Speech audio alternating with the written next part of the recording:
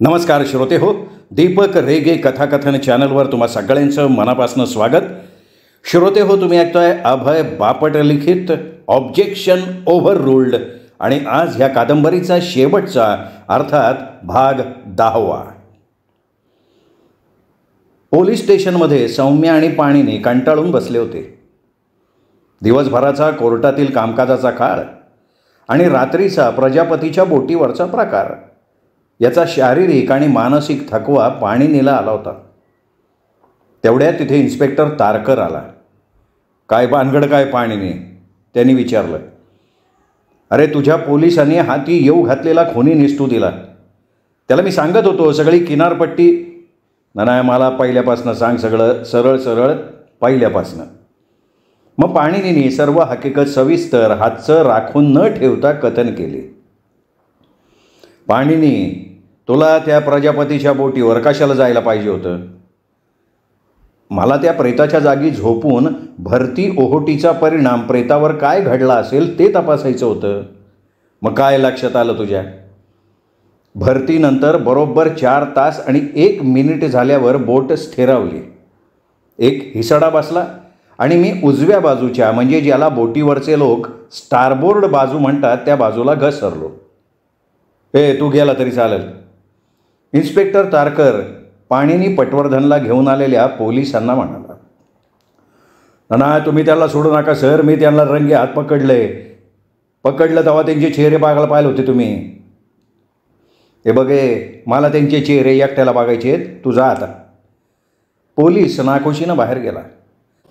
पाणीनी, तू सांगतोयस त्यानुसार खुनाची वेळ रात्री 9:40 असायला पाहिजे.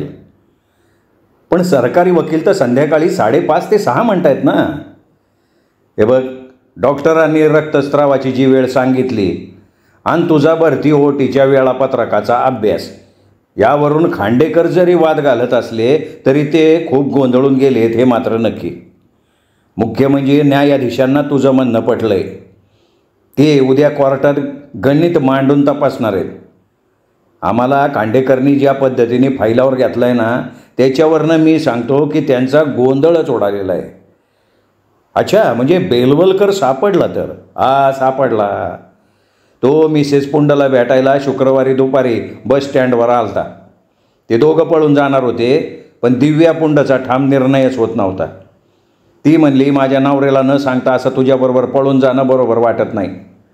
नवरा गेलाय प्रजापतीच्या बोटीवर. मग तिने त्याला सांगितलं की त्यांनी बोट क्लबवर जाऊन छोटी होडी भाड्याने घ्यावी आणि दोघांनी बोटीवर जावं, नवऱ्याला भेटावं. पण ती त्याच्याबरोबर बोट क्लबवर येणार नव्हती. ती म्हणाली का बोट क्लबचा माणूस तिला ओळखतो, त्यामुळं तिने सुचवलं का बेलवलकरनं एकट्यानं जाऊन होडी घ्यावी, नंतर वाटेत एका जागी थांबून तिला होडीत घ्यावं. मग वाटेत त्यांनी तिला कुठे होडीत घेतलं? अरे, बोट क्लबपासनं थोडं पुढं एका ठिकाणी थोडीशी उतरती जमीन आहे ना, तिथं ती उभी होती. ती होडी चालवण्यात तरबेजे आणि बेलवलकर मात्र त्याबाबत अनभिज्ञ. तिनेच होडीत बसल्यावर बेलवलकरला प्रजापतीच्या बोटीपर्यंत नेलं आणि त्याला होडीतच बसायला सांगून स्वतः बोटीवर चढून गेली. तिथं गेल्यावर तिने मेणबत्ती लावली. जवळजवळ 20 मिनटं ती बोटी होती. बेलवलकर मात्र होडीतच. तोपर्यंत बोट चांगली तिरकी झाली. बेलवलकरला बोटीतनं कोणाचा आवाज नाही आला, झटापट झाल्याचं दिसलं नाही. मिसेस दिव्या पुंड परत आली आणि तिने बेलवलकरला सांगितलं का सगळं काय ठीक आहे, तिचा नवरा लवकर वाटणी करल आणि त्याची कागदपत्र तो तिला पाठवल. ते झालं का ते मुक्त होईन. मग तिने बेलवलकरला सांगितलं की हॉटेलमध्ये जा आणि आराम कर. नाही, पण बेलवलकरनी तिला काही प्रश्न नाही विचारले. नाही रे, तो तिच्या एवढ्या प्रेमात आहे की तिने सांगितल्याप्रमाणे त्यांनी सगळं ऐकून घेतलं. दुसऱ्या दिवशी 11 वाजता तिने बेलवलकरला फोन करून सांगितलं की तिचा नवरा मिळालाय आणि बेलवलकरनी बोटीवर गेल्याबद्दल तोंडातनं चकार शब्द काढायचा नाही आणि तिला भेटायचा प्रयत्न पण करायचा नाही. अच्छा, पण मग यावर दिव्या पुंड काय म्हणाली? ती कबूल करते बोटीवर गेल्याचं, पण ती म्हणती की जेव्हा ती वर गेली ना तेव्हा तिचा नवरा आधीच मरून पडला होता. कुठे मरून पडला होता? हा मुद्दा महत्त्वाचा आहे बरं का पाणीने. तिचं म्हणणं आहे का डाव्या बाजूला, म्हणजे पोर्ट साईडला. पितळी उंबरठ्यापासनं 2-3 इंच अंतरावर डोकं होतं त्याचं. ती म्हणाली की बोट हालायला सुरुवात झाली होती, पण एवढी हालत नव्हती का हात धरल्याशिवाय चालणं शक्य नाही. ती म्हणती का टेबलवर पेटवलेली मेणबत्ती पूर्ण जळून संपली होती. खालचं सांडलेलं मेण अजूनही वल्ल होतं, पातळसर होतं. ती म्हणती की तिने एक नवीन मेणबत्ती पेटवली आणि त्या ज्योतीत खाली सांडलेलं मेळ आणखीन पातळ करून टाकलं आणि त्या मेणात नवी मेणबत्ती उभी करून लावली. अगदी सरळ लंबात लावली. तिला आपल्या नवऱ्यात अजिबात रस नव्हता. नवऱ्याचं पूर्ण लक्ष जमिनी हडप करणं, त्यांची खरेदी विक्री ह्या असल्याच गोष्टीत. पण तिला माहिती होतं की एका मोठ्या व्यवहारातून लखपती होण्याची शक्यता आहे. तिचा विचार का आधी बेलवलकर बरोबर जाण्यापेक्षा पद्मनाभ लखपती झाल्यावर गेलो तर त्याच्या वाटणीत आपल्याला मोठा हिस्सा भेटन. मग खांडेकरांना हे सगळं ऐकल्यावर काय वाटतंय? नरकात गेल्यागत वाटते त्यांना. मी एवढं सगळं खाजगी आणि गोपनीय कधी कोणाला सांगत नाही, पण आज तुला सांगितलं याचं तुला आश्चर्य नाही का वाटलं? तुझ्या डोक्यात काहीतरी डाव असणार आहे. तुझी कोर्टातली चाल काय राहणार मला सांग? मी सौम्याला लॉकरमध्ये ठेवलेल्या बोटाच्या भानगडीतनं वाचवतो. पहिली गोष्ट म्हणजे मी उद्या कोर्टात जाणारच नाही आहे, घरीच आराम करणार आहे. माझ्या जागेवर माझा ज्युनियर सुकृत सुभेदार हजर राहील आणि माझा अंदाज आहे की सरकारी वकील पुढची तारीख मागतील. कारण हा एक भाग झाला. पुढं काय? पाणिनींनी त्याच्या प्रस्तावाचा गंभीरपणे विचार केला. मी तुला फक्त काही अप्रत्यक्ष इशारा देतो. ठीक आहे ना? काय म्हणतो तू? बोट तिरकी झाली असताना, बोटीच्या डेकवरून वरच्या मजल्यावर जाणाऱ्या जिन्यावर चढत असताना रक्त लागलेले बुटाचे ठसे हे पायरीच्या मध्यावर उमटणार नाहीत, तर ते पायरीच्या उतरत्या बाजूवर उमटतील. इन्स्पेक्टर तारकरनं डोळे मिटून ते दृश्य समोर आणायचा प्रयत्न केला. पाणिनी, तुझ्या या तर्कानुसार तो रेयांश प्रजापतीला बाहेर काढतोय, पण का याला अडकवतोय? हे बघ, मी तुला काय घडलं असावं ते सांगितलं. मी स्वतः शिडी तिरकी करून आणि खालची आणि वरची एकच बाजू भिंतीला लावून चढून बघायचा प्रयोग केला आहे. आम्ही निघतो. आम्ही दोघंही निघतो इन्स्पेक्टर तारकर. अच्छा. पाणिनी म्हणाला. त्यांना घेऊन आलेला पोलीस पाणिनीला बाहेर जाताना बघून काहीतरी बोलायला गेला, पण पाणिनी त्याला उद्देशून म्हणाला, तुझ्या साहेबांना आमचा चेहरा एकट्याला बघायचा होता, त्यांनी तो बघितलाय. आता तो तुझ्याशी बोलायला उत्सुक आहे. तुला शुभेच्छा. आणि तिथून पाणिनी बाहेर पडला. न्यायाधीश नार्वेकर आपल्या आसनावर बसले. दोन्ही बाजूचे वकील हजर आहेत. पटवर्धन आज येणार नाहीत. त्यांनी मला त्यांचं कामकाज पुढे चालवण्याची सूचना दिली आहे, सुकृत म्हणाला. मी आधीच एक गोष्ट स्पष्ट करू इच्छितो. भरती ओहोटीच्या अधिकृत वेळापत्रकाचा विचार कोर्ट करेलच, पण प्रत्येक ठिकाणी अगदी त्याच वेळेनुसार भरती ओहोटी येत नाही. एखाद्या विशिष्ट जागी पाण्याची खोली किती आहे, खाडीचं मुख किती रुंद आहे इत्यादी बाबींचा परिणाम अचूक वेळ काढण्यासाठी विचारात घ्यावा लागतो. प्रजापतीची बोट ज्या विशिष्ट ठिकाणी नांगरली होती त्या ठिकाणी भरती ओहोटीची वेळ आणि अधिकृत वेळापत्रकाप्रमाणे असणारी वेळ यात किती तफावत आहे याचा पुरावा समोर आणणं सरकारी वकिलांना शक्य आहे का? म्हणजे तुमच्या मूळ नियोजनात काही अडथळा न आणता. खांडेकर आपला अजस्त्र देह सावरत उभे राहिले. आपल्याला अपेक्षित अशी माहिती देणं या घडीला शक्य नाही आहे, कारण काल रात्री अशा काही घटना घडल्या आहेत की आम्हाला पुढची तारीख मिळावी अशी आमची विनंती आहे. प्रजापती यांची बोट काल रात्री टाईमबॉम्बच्या स्फोटात नष्ट झाली आहे. सरकारी वकिलांनी त्यापूर्वी बोटीवर जाऊन काही माहिती घेतली आहे का? सांगायला लाज वाटते, पण आम्ही नाही केले असे प्रयोग पटवर्धननी केलेत असं कळतंय. आणि नेमके पाणिनी पटवर्धन इथे नाही आहेत. नाही आहेत ना. या भरती ओहोटीच्या वेळेबाबत मला खूप रस निर्माण झाला आहे आणि ही संपूर्ण केस त्यावर अवलंबून आहे. सुकृत, तुमचं काय म्हणणं आहे पुढची तारीख देण्याबाबत? मला सूचना आहे पाणिनी पटवर्धनांची की पुढची तारीख द्यायला विरोध करावा. एका वेळेला 2 दिवसांपेक्षा जास्त दिवसांची तारीख देऊ नये अशी तरतूद आहे. आणि एकूण 6 दिवसांपेक्षा जास्त दिवस पुढे ढकलू नये. आणि ही विनंतीसुद्धा वकिलांनी प्रतिज्ञापत्र देऊन करायला हवी. खांडेकर, तुम्ही प्रतिज्ञापत्र द्यायला तयार आहात? नाही युअर ऑनर. खरं म्हणजे पुढची तारीख द्यायला मान्यता दिली बचाव पक्षाने तर त्यात अपायकारक काही नाही ना. हो, पण मला मिळालेल्या आदेशानुसार मी पुढची तारीख घ्यायला विरोध करायचा आहे. किमान आज दुपारपर्यंत तरी मुदत घ्या. मी वैयक्तिक पटवर्धनशी बोलतो पाहिजे तर. तुम्ही बोला सुकृत. कोणत्याही कालावधीसाठी मुदत देऊ नये असे मला आदेश आहेत. ठीक आहे खांडेकर, मग खटल्याचं कामकाज चालू करा. माझा नाईलाज झालाय. मी या पार्श्वभूमीवर विनंती करतो की आरोपी विरुद्धचा खटला रद्द करावा, त्यांना मुक्त करावं. काय? न्यायाधीश दचकले.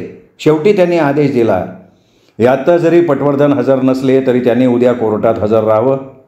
त्यांची स्वतःची काहीतरी ठाम अशी मतं असतील, कल्पना असतील, त्या त्यांनी सांगाव्यात. त्यांना त्यांच्या बाजूनं काही साक्षीदार उभे करायचे असतील तर ते आणावेत.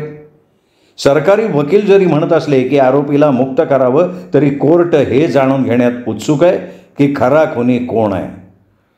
आणि याबद्दल पटवर्धनांनी काही तर्क केला आहे का? उद्या सकाळी कोर्टाचं कामकाज पुन्हा सुरू होईल.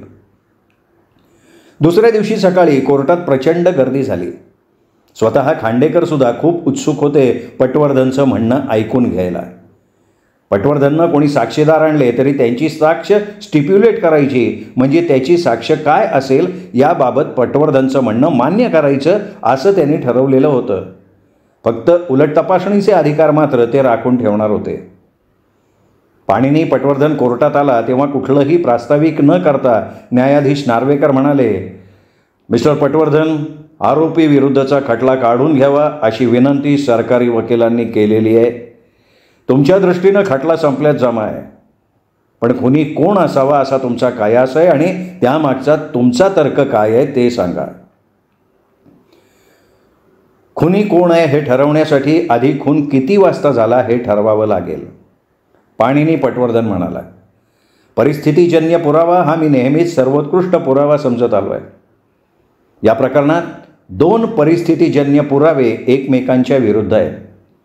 पहिला पुरावा असा, कायाचं म्हणणं खरं समजलं तर ती संध्याकाळी 7 ते 8च्या सुमाराला बोटीवर गेली तेव्हाच तिथे रक्ताचं थारोळं साचलेलं होतं.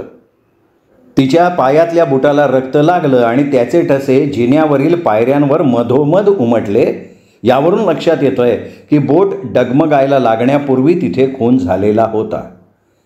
म्हणजे खुनाची वेळ ही 7 ते 8च्या मधली किंवा त्या आधीची होती. ती म्हणते की तिला प्रेत दिसलं ते केबिनच्या उंबऱ्याजवळ, म्हणजे स्थिती 1 मध्ये. रक्ताचं थारोळं स्थिती 1 आणि स्थिती 2 या दोन्हीही ठिकाणी होतं. तिचे बूट रक्तात भरले तर ते स्थिती 1च्या ठिकाणी असायला पाहिजे, कारण तिला प्रेत स्थिती 1 या ठिकाणी दिसलं असं ती म्हणतीये. आणि ती वेळ संध्याकाळची 7 ते 8 पूर्वीची होती, पण तेव्हा बोट हालत नव्हती. आता पुरावा 2 काय दाखवतोय ते पहा. भरती ओहोटीचा अभ्यास सांगतो की स्थिती 2ला प्रेत घरंगळत आलं, म्हणजे बोट तिरकी झाली म्हणून. डॉक्टरांच्या म्हणण्यानुसार मृत्यूनंतर अर्ध्या तासापेक्षा जास्त वेळ रक्तस्राव चालू राहण्याची शक्यता नाही. आपल्याला स्थिती 1 आणि स्थिती 2 या दोनही ठिकाणी रक्त दिसतंय. याचा अर्थ स्थिती 1 वरून स्थिती 2ला प्रेत अर्ध्या तासाच्या आत घरंगळत गेलं असलं पाहिजे. याचा अर्थ खून शुक्रवारी रात्री 9:15च्या सुमाराला झाला असला पाहिजे. ज्यावेळी बोट हलायला सुरुवात झाली होती म्हणजे रात्री 9:15ला प्रेत स्थिती 1 वर आणि पुढच्या अर्ध्या तासात म्हणजे 9:45ला स्थिती 2 वर असलं पाहिजे. थोडक्यात कायाचे जिन्यावर मध्यावर उमटलेलं बुटाचे रक्तरंजित ठसे दाखवत आहेत की खून संध्याकाळी 7 वाजण्यापूर्वी म्हणजे बोट हलायला लागण्यापूर्वी झाला. आणि भरती ओहोटी वेळापत्रकानुसार बोटीचं हलणं, तिरकी होणं आणि प्रेत घरंगळत जाणं याचा विचार केला तर खुनाची वेळ रात्री 9:15 येते. हे दोन्ही परस्पर विरोधी परिस्थितीजन्य पुरावे आहेत. काया खोटं बोलते असं मानायचं कारण नाही, कारण बुटाच्या ठशाचा पुरावा तिच्या म्हणण्याला पुष्टी देतो. शिवाय मला समजल्यानुसार दिव्या पुंड बेलवलकरला घेऊन संध्याकाळी 7च्या सुमाराला बोटीवर गेली. बेलवलकर बोटीत न येता होडीत बसून राहिला होता.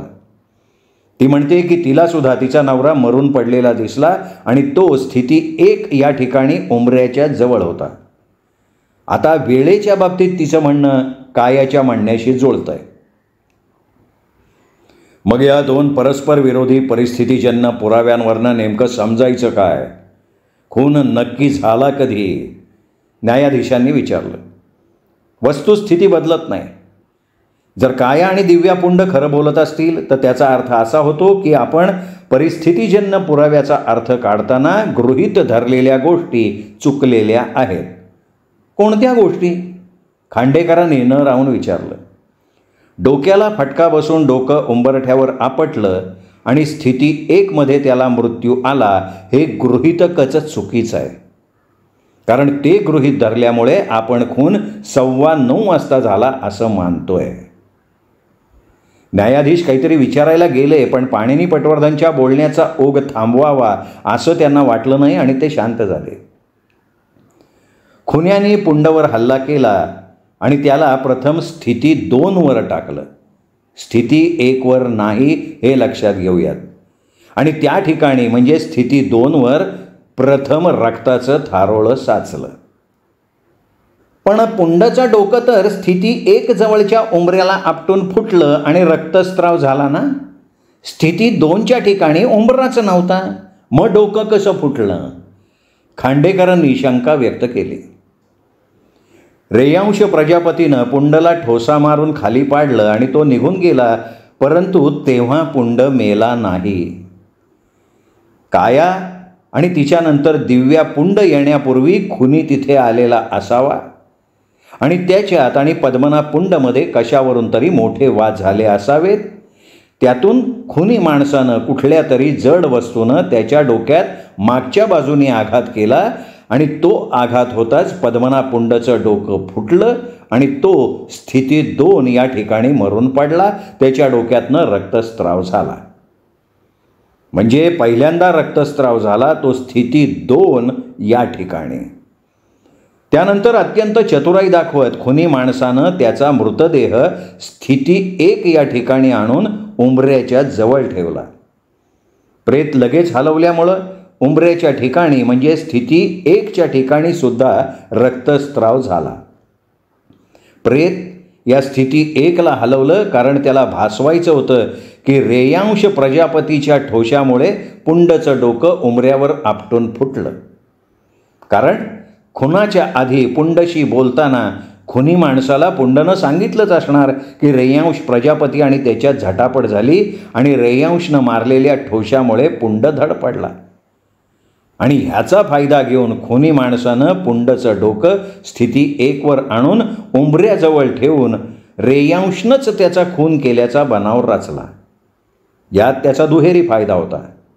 पहिला फायदा म्हणजे जमीन खरेदीच्या व्यवहारात पुंडचा साथीदार म्हणून पालकरला हाताशी धरून त्यांनी फ्रॉड करून रेयांश प्रजापतीकडून घेतलेले पैसे रेयांश चव्हाट्यावर आणू शकणार नव्हता, कारण त्याला खुनाच्या आरोपाखाली शिक्षा झाली असती.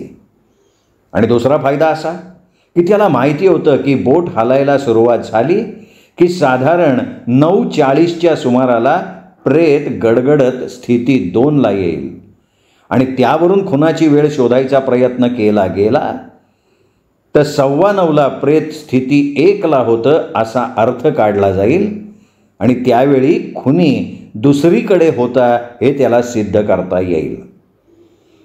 रेयांश प्रजापती शुक्रवारी रात्रभर बोटीवर असतो, त्यामुळे त्यांनीच पुंडला आधी ठोसा मारून पाडलं आणि उंबऱ्यावर डोकं आपटून पुंड मेला असं सिद्ध होईल.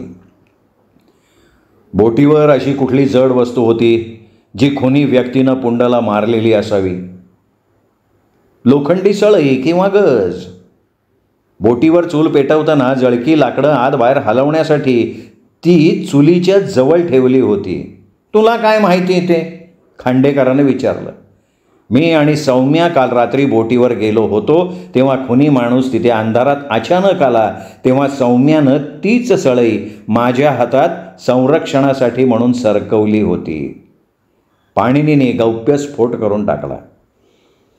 एवढ्या जड गजानं प्रहार केला असेल तर खुनी व्यक्ती ताकदवान असायची गरज नाही, नाही का? म्हणजे एखादी अशक्त व्यक्ती किंवा स्त्रीसुद्धा त्या गजानं प्रहार करून पुंडचं डोकं फोडू शकते.